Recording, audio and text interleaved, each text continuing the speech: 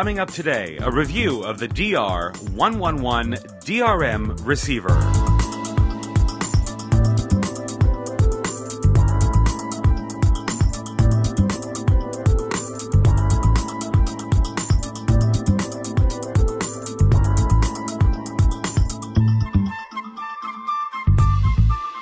Well, hello friends, and welcome again to another Media Network Plus video receiver review.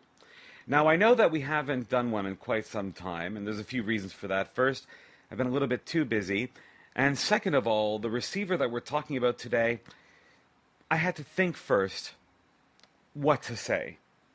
Now, how many of you are familiar with DRM? If you're not, DRM stands for Digital Radio Mondiale. It's a digital form of transmitting shortwave signals. Last year, a new DRM receiver came out, the DR111. And here it is.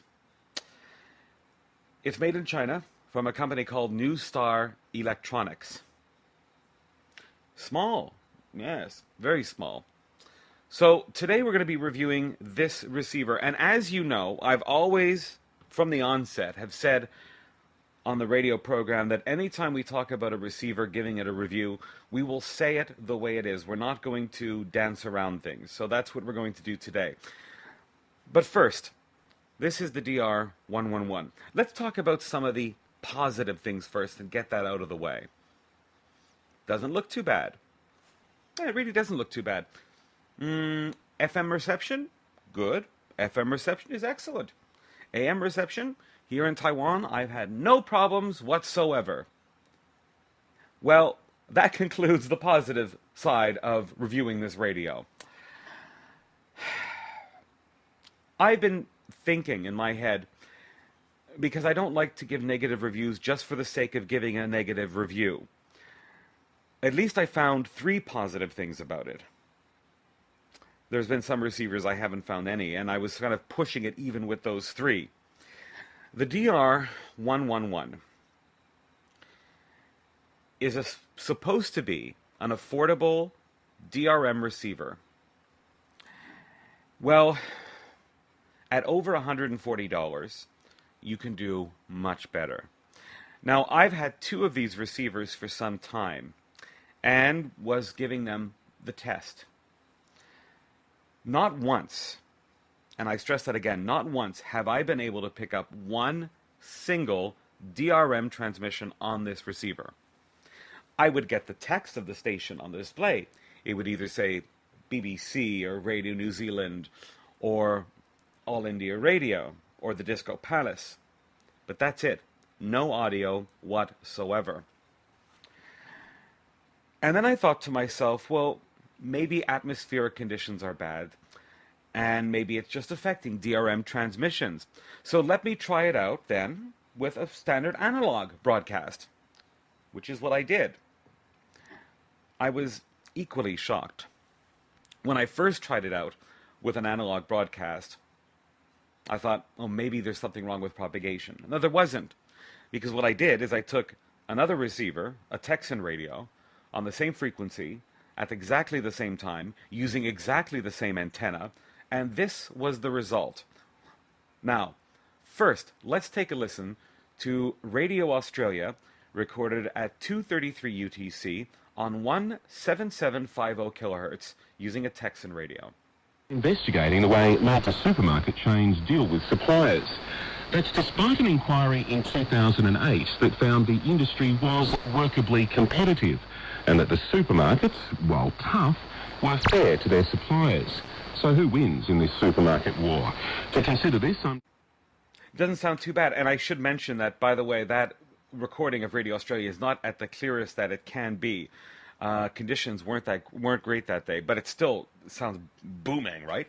Well, then I took, at the same time, this radio was recording the same frequency at the same time. Radio Australia 17750 kHz at 0233 UTC. And this was the result from this.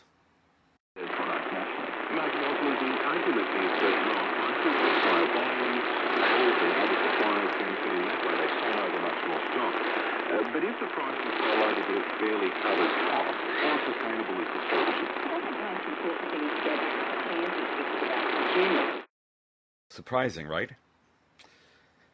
As you know, one of the big claims of DRM, and I want to mention right now that I love DRM as a technology. I think it is absolutely fantastic.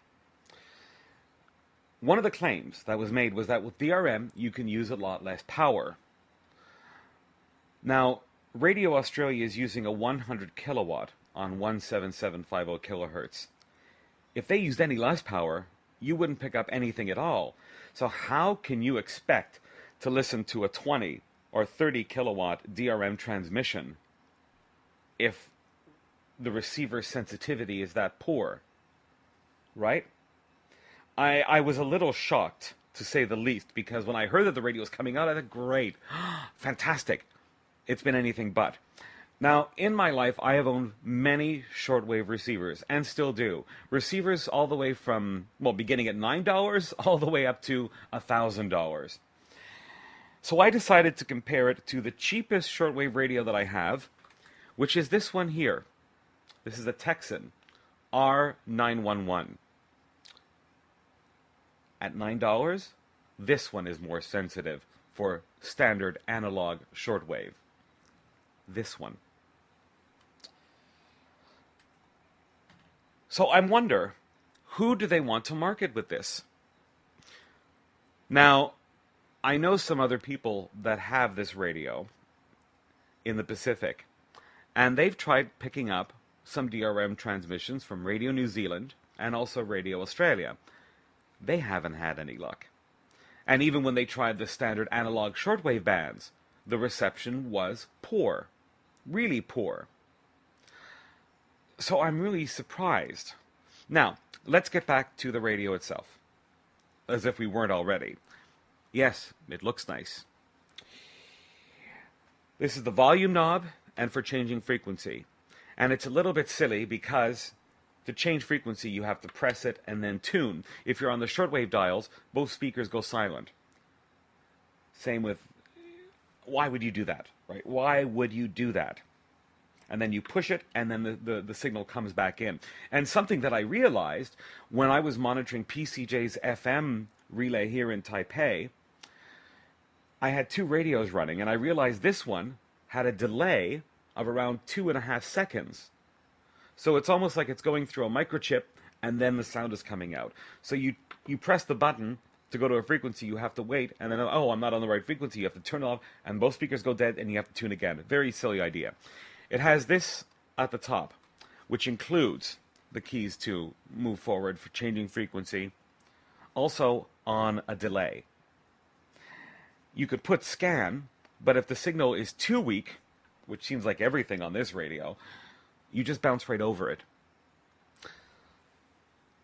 Now, there are some stations here in Taiwan that are very difficult to get. Very difficult to get. Especially transmissions, let's say, targeted towards Africa. On my Texan radio, my Sanjin radio, even my Grundig radio, I have no problem. Yes, the signal is weak, but it's still audible and you can still hear the content. On this, forget it. You don't even get any sound, because if there's no signal, you don't even get any static. It's almost like the whole radio goes to sleep, and then when the signal comes in, then it wakes up. Very silly idea. Anyway, let's now move and take a look at some of the other features this radio has.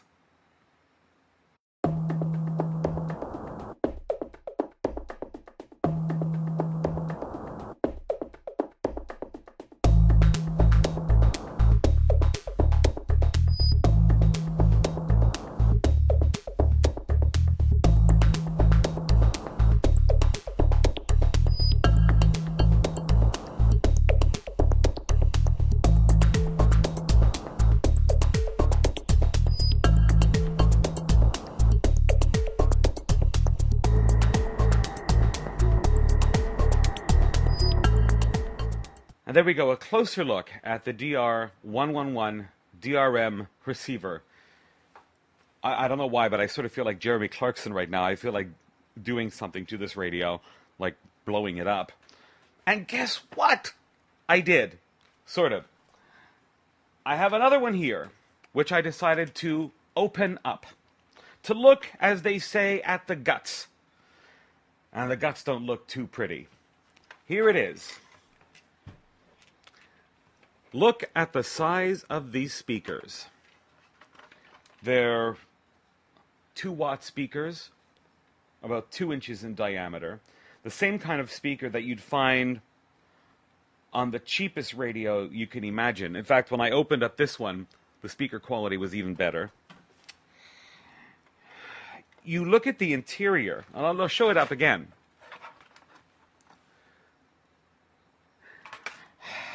This radio looks like if you were to drop it, and not very far, you could damage something. It's poorly constructed. The plastic quality is absolute... Oh, I'm not even going to say the word.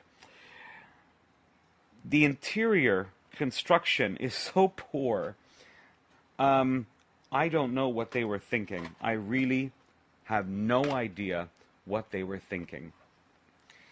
For the price of over $140 plus shipping, you can do much better.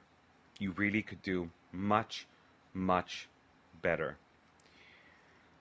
Now, I know that they want to target this radio to certain continents: Europe, Latin America, Southeast Asia. I'm sorry, guys. I don't think anybody in those areas would even consider spending that amount of money for this radio, which is nothing more than, I think, a company trying to make a very fast buck or something. Because if they had any knowledge on how to make a decent shortwave radio, maybe DRM would have been much more successful. As I said earlier, I love DRM as a technology. From a transmission standpoint, it is fantastic. But from the receiver standpoint, oh, just dreadful. So, that's our little review of the DR111 New Star DRM receiver. Now, if you were to ask me how many stars would I give this out of 5, to be fair, because FM is good and AM is good as well, this is a tough call. I would have to say 1.5 stars. I have to be honest, 1.5 stars. If you have over $140 to spend, I would suggest you go and buy a decent analog shortwave receiver with an IF out. There's a wonderful Grundig radio that I bought in the United States that was $79 at Radio Shack. It has an IF out. If you get the DRM converter, it does a much better job. Same with my Texan S2000. It does a much better job with the IF out than this. I have never had a problem using the IF out on those two receivers receiving any of the DRM transmissions. But if this radio does so poorly on regular analog transmissions, it's no wonder that for DRM it's just, well, I'll say it, it just sucks, right? It's just garbage. It just sucks. Anyway, that's our review of the DR111 DRM receiver. If you'd like to get in touch with us, we'd love to hear from you and to find out your comments about this receiver. If you have one, you can send us an email at mnp@pcjmedia.com. That's mnp@pcjmedia.com. So until next time, friends, I'm Keith Perron, wishing you well, hoping to see you all again very soon. 73s to you all, and 88 to the ladies.